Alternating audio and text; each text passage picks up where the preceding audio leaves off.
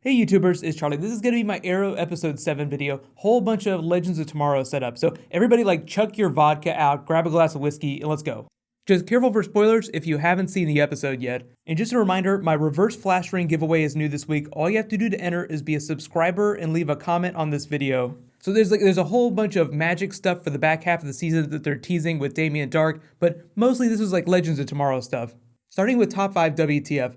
Felicity versus Olicity. I love that Felicity was so pissed at herself for going away with Oliver. I feel like this is a big strike. Like if you hate Olicity, this is a big episode for you.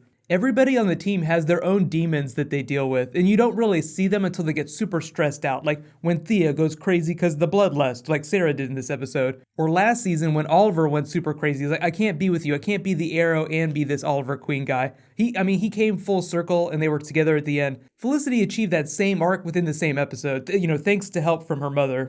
What I think the writers are saying with this is that there's not going to be any kind of wedding rings happening anytime soon. That still exists. It'll probably still come up. So eventually when they do break up, and I definitely do think that they're going to break up before the end of the season, you'll just see them part ways amicably. Like, look, we have a bigger responsibility. We're going to have to put this thing between us on hold. Mark Guggenheim at the beginning of the season was like, well, their relationship will last longer than it has in the past, which I think is just code for, yeah, they're definitely going to break up pretty soon. My favorite Felicity moment, though, was just like at the beginning of the episode when you see her in that trash pile of Cheetos and energy drinks. I feel like there's a missed opportunity for an integration there. Like, I hope their brand integration manager was calling Cheetos like, look, we have a ton of Cheetos in this episode. Please send us some money. On the number 4, though, Baron Ryder in the flashbacks is looking for a gift from the ancients. What it is, we have absolutely no idea, just that it's somewhere underneath the water in that cove there. At this point, the flashbacks almost seem like an afterthought, but I do think they'll connect more with modern day real soon. I'm just expecting those markings that Baron Ryder uncovered to connect with what's going on with the stuff that Damien Dark has, like his magical artifacts. Even if one of the objects that Damien Dark has is not on the island, I think that Oliver will learn something that will help him deal with Damien Dark later. They did say they wanted the flashbacks to be a little bit more independent of present day, like they didn't want to have characters from the flashbacks show up in present day, so it's slightly more disconnected than it's been in seasons past. But this thing with Elisa Rotaru, this actress here, that's going to continue to develop, so she might wind up being something of a spiritual guide for Oliver without him realizing it.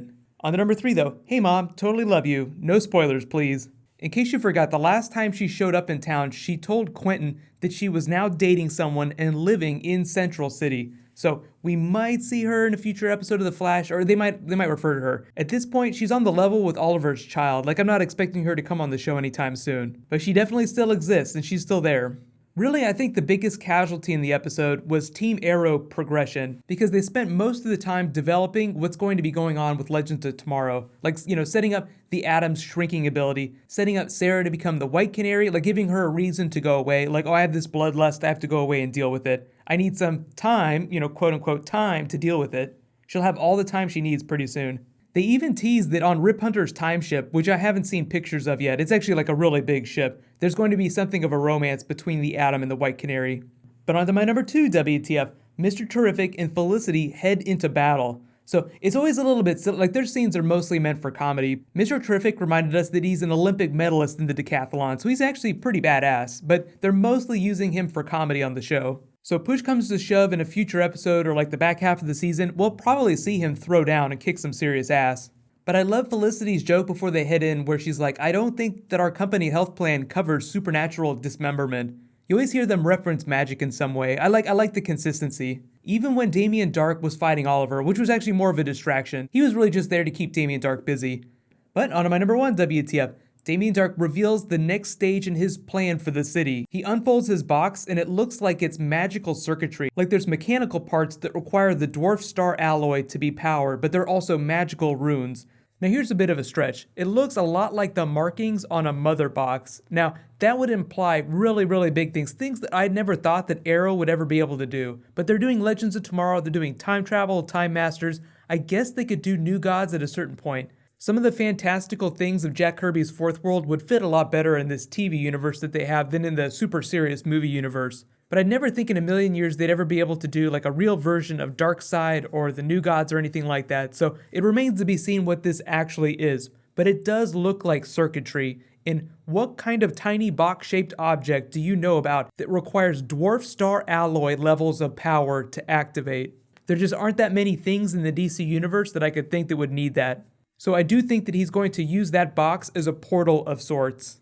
Like he talked about breathing new life into the city, into this world, cackling villain monologue. Now within like the Arrow, Flash, Legends of Tomorrow universe, we haven't seen a lot of the spirit world or demonology or any of the characters associated with those comics, like Etrigan. So I'm curious to see if Damien Darhk is communing with someone like Trigon, like a really big figure in the DC universe, or if it's going to be someone that they just make up, like someone original to the show. Baron Reiter specifically called out to the Ancients. Now that's kind of a generic term, we don't know who those are, but I'm guessing that's also who Damien Darhk is trying to work with. But let me know in the comments though, what do you think Damien Darhk meant when he said, breathe new life into this world? And just to talk about the post-credits, like there was just like a little bit of post-roll, obviously like the atom went off, he's like, Felicity, you're gonna be in charge till I decide to come back from the dead. More Legends of Tomorrow setup, and then you see Detective Lance with Felicity's mom, not really expecting anything big to go on there. You can look into that as much as you want. But they did confirm that Thea will have something going on with his campaign manager. So as much as Damien Darhk is going to royally screw everyone, at least they'll have someone to make out with as the world comes to an end. Whole lot of tongue going around on the Flash and Arrow this week. I feel like as we get closer to sweeps week, that's like a big week for advertisers in the United States. That's when you tend to see the more sensational things happen. So like you start seeing more people have sex, you see the big crossover episodes. So like that's why next week on The Flash, we're gonna see Gorilla Grodd, gonna be a huge special effects episode, and then there'll be a week break, and then the week after that, in December, we're gonna see the big crossover episode, then the mid-season finales. There's actually a shit ton of DC Universe, Marvel Universe, and Star Wars Universe stuff happening in December. They're going to drop a new trailer for Batman v Superman, which is actually coming out in March, which is like way earlier than big movies like that normally do. We got the first trailer for Captain America Civil War and X-Men Apocalypse dropping with Star Wars The Force Awakens. So it is going to be like the biggest December I think we've had in a long, long time. What I'm going to try and do is post Agents of S.H.I.E.L.D. tomorrow morning, then there's new Star Wars footage, and hopefully I'll have time to do a Supergirl video too. We'll see if I can get 3 videos out tomorrow. I don't know if it's going to happen, but while you guys wait for that stuff, you can click here for this week's episode of The Flash if you haven't seen it yet. Zoom vs. Barry is so much fun. And you can click here for the Jessica Jones trailer that I just posted. So much David Tennant creepiness. It's going to be so awesome. Thank you so much for watching, everybody. Let's high five. I'll see you guys tonight.